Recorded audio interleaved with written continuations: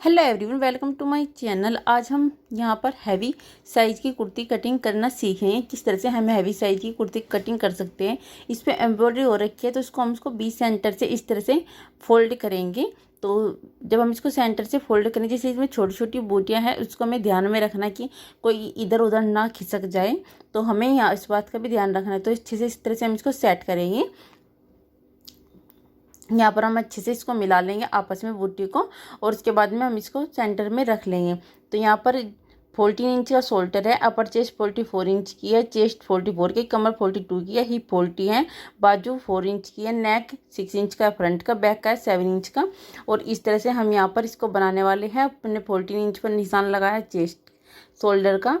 तो यहाँ पर जो इसकी लंबाई फुल रहने वाली है 43 इंच की इसकी लंबाई रहने वाली है। जितनी भी है इसको लंबाई कहीं से भी कोई भी कट नहीं होगी।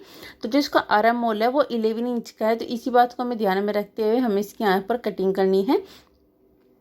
तो यहाँ पर मैंने 8 इंच पर 7 इंच पर मैंने आर्म मोल का निशान लगाया है, शोल्डर का निशान लगाया 7 इंच पर, और 7.5 इंच पर मैंने आर्म मोल का निशान लगाया है। और जो इसकी चेस्ट का 4th हिस्सा है वो यहाँ पर मैंने निशान लगाया 11 इंच पर। तो इस तरह से हम इसको आर्म मोल को घुमाकर देख लेंगे। तो ये बिल्कुल बराबर आ रहा है नहीं भी, तो इसमें 1 पॉइंट कम आ रहा था। तो मैंने आधा यहाँ पर फ्रंट वाले आर्म मोल की मार्किंग करके एक बार और से हम इसको नाप लेंगे। और उसके बाद ये भी देखिए बिल्कुल परफेक्ट आएगा दोनों तरफ से। तो इसका परफेक्ट आर्म मोल आएगा। तो अब हम यहाँ पर कमर का निशान लगाएंगे 14 इंच पर, और जो कमर का 4th हिस्सा होगा वो 11 इंच है। तो चेस्ट 10.5 इंच है। और यहाँ से हमने इस तरह से इस पर निशानों को सीधा आपस में मिला देंगे। और यहाँ हम हिप का निशान लगाएंगे। तो 23 इंच पर हिप का निशान लगाएंगे हम यहाँ पर। और जो इसका हिप का 4th भाग होगा वो 12.5 इंच होगा। तो आपस में इस तरह निशानों को हम यहाँ पर मिला देंगे। तो जितना हमने हिप का निशान लिया है इतना ही हम पल्लू भी रखेंगे। तो अगर आप कम करना चाहते हैं पल्लू, तो आप 1 इंच कम कर सकते हैं। हमारे कस्टमर हमारे पास कुछ इस तरह के भी आते हैं जो कि पल्लू कम करवाना चाहते हैं या फिर पल्लू ज़्यादा करवाना चाहते हैं। तो कस्टमर की चॉइस पर ही हम यहाँ पर पल्लू भी रखेंगे। तो 1.5 इंच का मैंने यहाँ पर निशान लगाया है, और इस निशानों को आपस में मिला देंगे। इन सभी निशानों को आपस में मिलाकर तो मैंने यहाँ पर जो पल्लू है वो रखा है 12.5 इंच ही रखा है। अब हम इसकी नेक की मार्किंग करेंगे। तो नेक रहने वाला है हमारा 2.5 इंच की चौड़ाई का, यानी टोटल हमारा 5 इंच का तैयार रहेगा। तो 6 इंच ही हमने इसमें लंबाई का निशान लगाया है। और इस तरह से हम इसकी कटिंग कर देंगे, मार्किंग करेंगे, उसके बाद हम इसकी कटिंग करेंगे। तो मैंने इसकी मार्किंग कर दी है। जैसे हमने इसकी मार्किंग किया उस हिसाब से हम इसकी कटिंग करेंगे। तो पहले हम बैक वाले के हिसाब से हम आर्म होल की कटिंग करेंगे, फ्रंट वाले कटिंग हम बाद में करेंगे। तो इस तरह से मैंने इसकी यहाँ पर इस तरह से हम इसकी कटिंग करेंगे। तो यहाँ से हमें गोलाई में इसको घुमाना होता है, गोलाई में हम घुमा करके इसको राउंड में हम इसकी कटिंग कर लेंगे। तो देखिए ये कटिंग हमारी हो चुकी है। हमारे पास ये फैब्रिक के साइड में कर दिया है, और ऊपर की साइड से अगर बड़ा छोटा फैब्रिक हो रखा है उसको भी हम कट करके अलग कर लेंगे। तो मैंने इसको कट कर दिया है। और अब हम बैक वाला पीस लेंगे।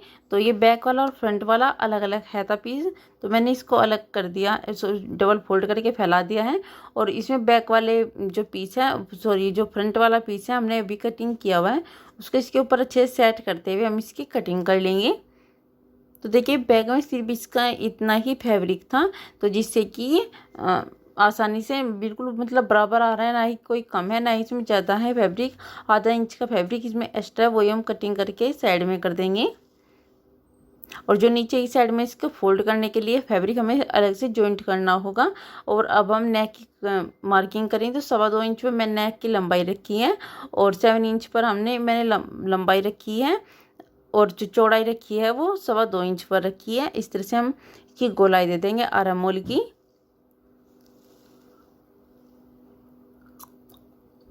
तो इस तरह से कटिंग कर लेंगे हम। तो मैंने इसमें कटिंग कर दी है। तो फ्रंट की भी और बैक की भी हमारी कटिंग इसमें हो चुकी है।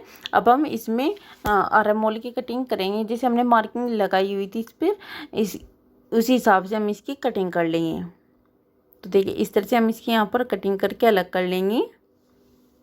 तो फ्रंट वाली नेक की कटिंग मैं तब करूँगी जब हम इसकी स्टिचिंग करेंगे, क्योंकि इस नेक को मैं बुकरम का बनाने वाली हूँ। अगर आप पाइपिंग का बनाते हैं तो आप साथ ही साथ भी इसको कट कर सकते हैं, क्योंकि मैं इसको बुकरम का बनाऊँगी तो मैं इसे बाद में ही कट करूँगी। तो इस तरह से हमने इसकी कटिंग हो चुकी है। अब हम बाजू को लेंगे। तो बाजू के लिए मेरे पास यही फैब्रिक बचा हुआ है बस। तो इसी में से ही मुझे 11 इंच के आर्म होल की कटिंग करनी है। तो ये फोल्ड करने के बाद में हमारे पास फैब्रिक कम आ रहा था, 10 इंच आ रहा था फोल्ड करने के बाद। तो इसमें जॉइंट आता, तो बिना जॉइंट के हम इसमें से फैब्रिक में से बाजू कैसे निकालेंगे ये मैं आपको बताने वाली हूँ, तो ध्यान से देखिएगा। तो मैंने सिंगल करके इसको फोल्ड किया, तो 12 इंच का फैब्रिक मैंने यहाँ पर फोल्ड कर लिया है। मैंने यहाँ पर निशान लगाया 10.5 इंच पर। 11 इंच का आर्म होल था तो ½ इंच कम करके निशान लगाया है। तो आधा इंच हमारा फ्रंट में सिलाई में जाएगा, आधा इंच हमारा ऊपर ही सिलाई में जाएगा, जो एक सिलाई का मार्जिन होगा। और यहाँ पर मैं फ्रंट जो बाजू है उसमें जो सलवार वाली पट्टी है वो लगाने वाली हूँ, तो जिससे कि हमारी बाजू में फिनिशिंग आएगी। तो इसलिए मैंने इसमें 1 इंच का फैब्रिक रखा है। तो मैंने 6 इंच का फैब्रिक लेकर के मार्किंग कर दी है। और बाजू की जो मोरी है वो 9 इंच की रहने वाली है। तो यहाँ पर मैंने 10.5 इंच पर निशान लगा करके और 2.5 इंच की गोलाई दे करके इस तरह से एस की शेप यहाँ पर दे दी है। और इस निशान को यहाँ पर ऐसे और इस निशान को ऐसे, यानी कि 1-1 इंच हम इसमें एक्स्ट्रा रखेंगे। तो जो ऊपर का निशान लगा हुआ है ये हमारा एक्स्ट्रा लगा हुआ है निशान। तो ये फ्रंट वाले आर्म होल की भी हमने यहाँ पर मार्किंग कर दी है। अब हम इस तरह से इसकी कटिंग कर लेंगे।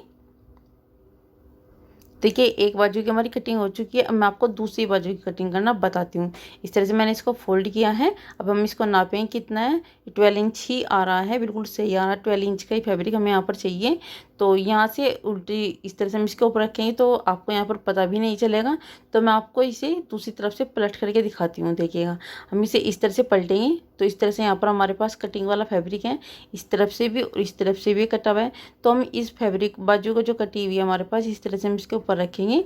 तो आप चाहे तो इसको आगे से भी कट कर सकते हैं, लेकिन मैं इसको यहीं से ही कट कर रही हूँ। और ये हमारे पास फैब्रिक एक्स्ट्रा और भी बच जाएगा इसमें से कटिंग होने के बाद में, और बिना किसी जॉइंट के। ये तो अगर हम इस तरह से हैवी साइज की बाजू कटिंग करते हैं आर्म होल की तो उसमें जॉइंट आता है। तो इस तरह से हम कटिंग करें तो जॉइंट बिल्कुल भी नहीं आएगा।